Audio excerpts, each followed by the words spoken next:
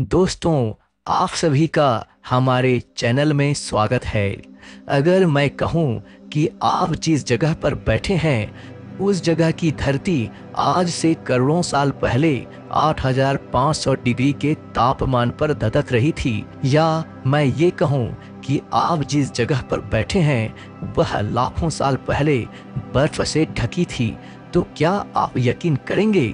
जी हाँ दोस्तों, यह सच है। आज की इस वीडियो में हम आपको पृथ्वी के जन्म से लेकर अब तक की कहानी बताएंगे। अगर अब तक आपने हमारा चैनल सब्सक्राइब नहीं किया है तो कृपया सब्सक्राइब करें और बेल आइकॉन जरूर दबाएं। दोस्तों, जिस जगह हमारा सौरमंडल है वहाँ एक विशाल धूल का बादल हुआ करता था। वैज्ञानिकों के मुताबिक इस धूल के बादल से दूर एक तारा हुआ करता था। वक्त के साथ साथ उस तारे की ऊर्जा कम होने लगी, जिसके कारण उसके अंदर एक विशाल विस्फोट हुआ। इस विस्फोट की ऊर्जा के कारण धूल के बादल के कण बाहरी दबाव के कारण एक दूसरे से जुड़ने लगी और धीरे धीरे छोटे छोटे पत्थरों और एस्टेरॉयड का निर्माण होने लगा। दबाव के बढ़ने के कारण ये छोटे पत्थर और एस्टेरॉयड के पिंड आपस में जुड़कर बड़े बड़े पत्थरों और आकाशीय पिंडों का निर्माण करने लगी। इसी दबाव की वजह से इन बादलों में स्थित रेडियो एक्टिव मटेरियल ने ग्रेविटी का निर्माण किया। इस ग्रेविटी के कारण हाइड्रोजन और हीलियम केंद्र में इकट्ठे होने लगी। केंद्र में ग्रेविटी और दबाव बढ़ने लगा और जिसके कारण केंद्र में एक भयंकर विस्फोट हुआ और इसी विस्फोट के कारण हमारे सूरज का जन्म हुआ। ग्रेविटी के कारण एस्टेरॉयड और पत्थर के टुकड़े सूर्य की परिक्रमा करने लगे और फिर इन पत्थरों और एस्टेरॉयड्स में भारी टकराव हुआ और ग्रेविटी के कारण आपस में मिलकर इनसे मर्क्यूरी, वेनस, अर्थ और मार्स जैसे ग्रहों का निर्माण हुआ। वैज्ञानिकों के अनुसार उस समय अर्थ और मार्स के बीच एक थिया नामक ग्रह सूर्य की परिक्रमा किया करता था। पृथ्वी पर ग्रेविटी होने की वजह से सूरज की परिक्रमा करने वाले एस्टेरॉयड्स अब पृथ्वी की परिक्रमा करने लगे और धीरे धीरे करोड़ों सालों तक ये एस्टेरॉयड्स पृथ्वी पर गिरते रहे। और ठीक ऐसी ही घटना हमारे पड़ोसी ग्रह थिया पर भी घटित होती रही, जिसके कारण धीरे धीरे थिया ग्रह पृथ्वी के करीब आता गया। एक समय ऐसा आया कि थिया ग्रह पृथ्वी से टकरा गया, जिसके प्रभाव से पृथ्वी से छोटे बड़े पत्थर, मिट्टी, धूल आदि के कण अंतरिक्ष में बिखर गए। ये पदार्थ पृथ्वी की परिक्रमा करने लगे।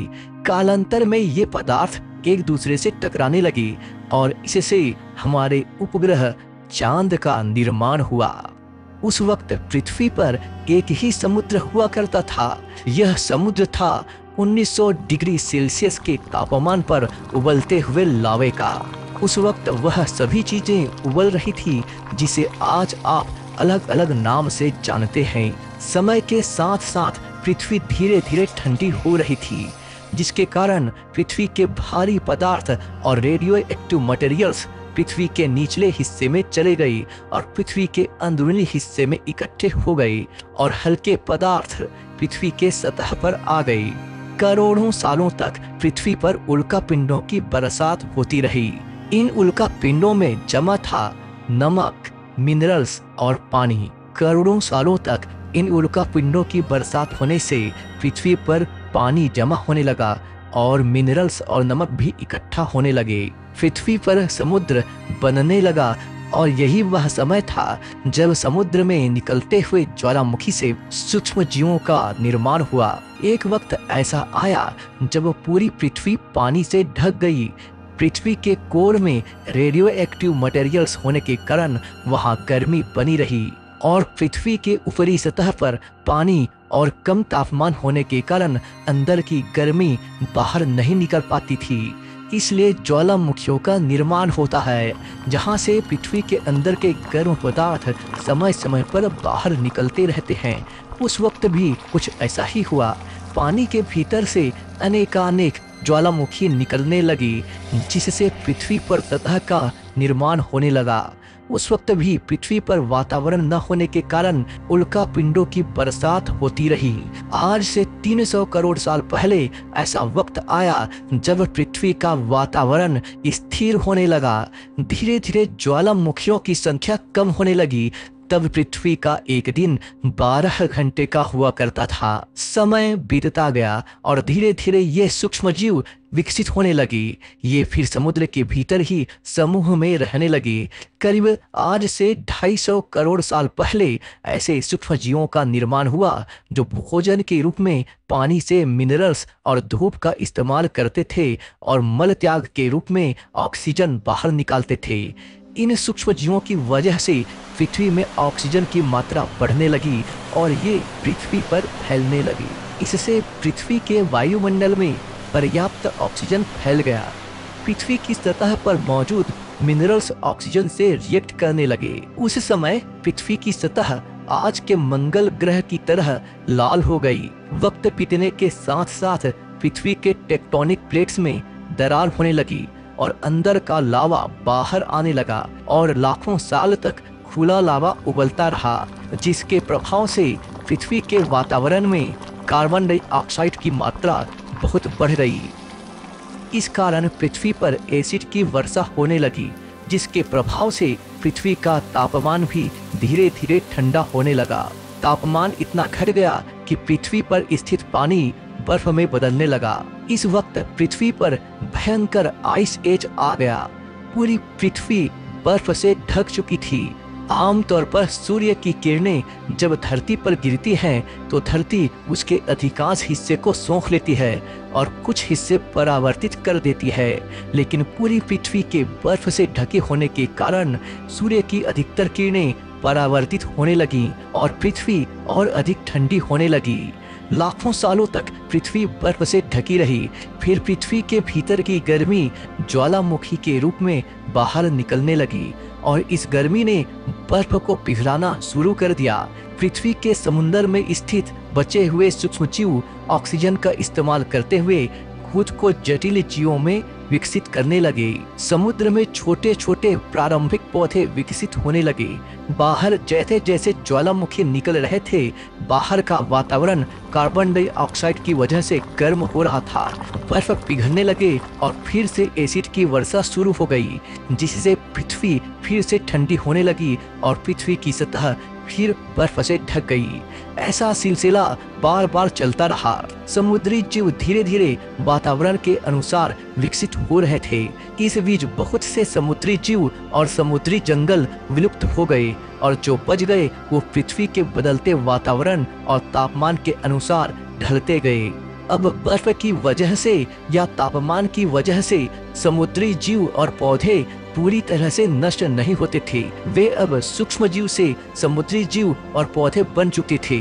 जब ज्वालामुखियों ने फिर से पृथ्वी का बर्फ पिघला दिया, ये समुद्री पौधे यहाँ वहाँ फैलने लगे और धीरे धीरे पृथ्वी में ऑक्सीजन की मात्रा बढ़ने लगी और अब पृथ्वी पर होने वाली एसिड की वर्षा कम हो गई।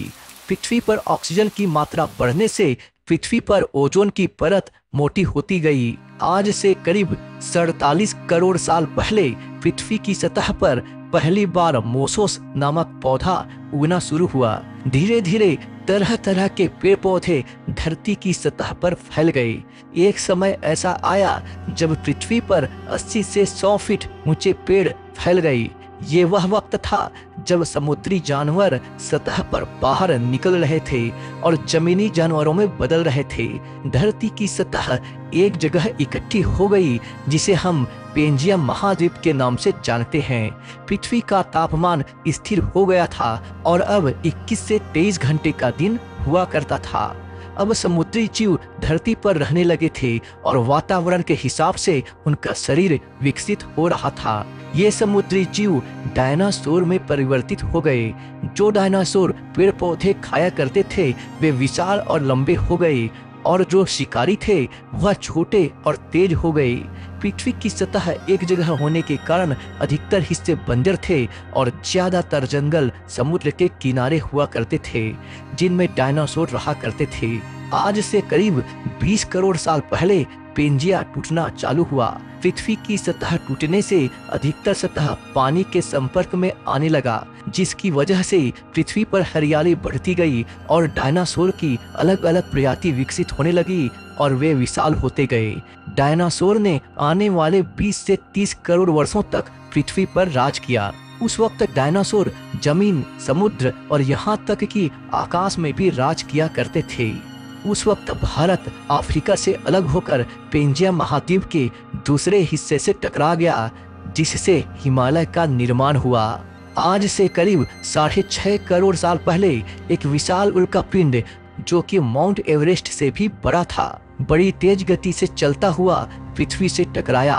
पृथ्वी के वातावरण में घुसते ही उसमें आग लग गई और वह जलते हुए पृथ्वी की सतह से टकराया। इस टकराव से लाखों परमाणु बम जितनी ऊर्जा निकली। जहां पर ये गिरा उस स्थान के पेड़ पौधे तुरंत ही भाप बन गए।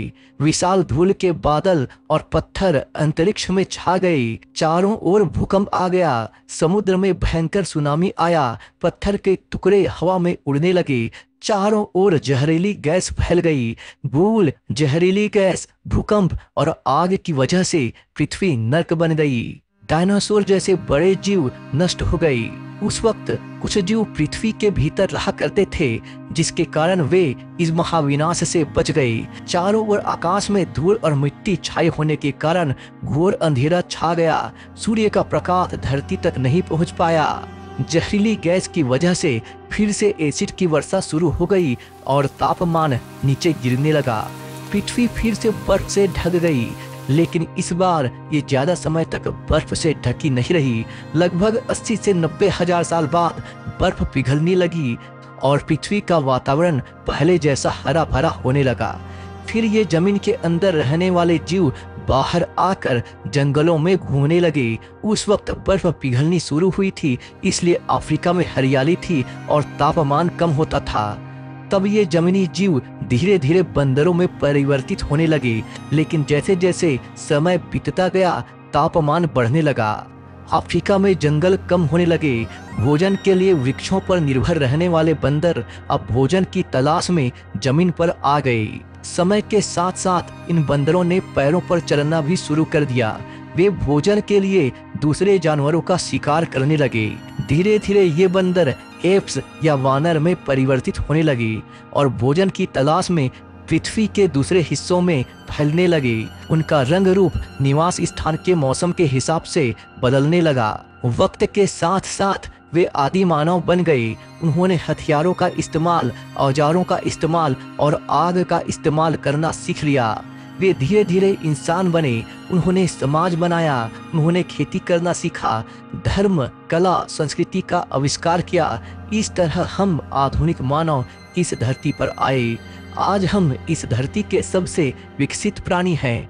पृथ्वी को आज के जैसा बनने में लगभग 450 करोड़ साल लगा है और हमें जमीन पर रहने वाले छोटे जीव से इंसान बनने में लाखों सालों का। लेकिन आज के आधुनिक मानव ने बीते 100 वर्षों में ही पृथ्वी को जितना नुकसान पहुंचाया है, उतना आज तक किसी प्रजाति ने नहीं पहुंचाया। वैज्ञानिकों का मानना है कि प्रदूषण और संसाधनों के दुरुपयोग के कारण पृथ्वी पर बहुत बड़ा परिवर्तन होने वाला है। आने वाले समय में पृथ्वी का क्या हाल होगा, यह तो आने वाला वक्त ही बताएगा। दोस्तों, आपको अगर यह वीडियो अच्छी लगी हो तो वीडियो को लाइक करें, शेयर करें और हमारे चैनल को सब्सक्राइब करें और बेल आइकॉन दबाकर नोटिफिकेशन ऑन करना ना भूलें। मिलते हैं अगली वीडियो में नए टॉपिक के साथ।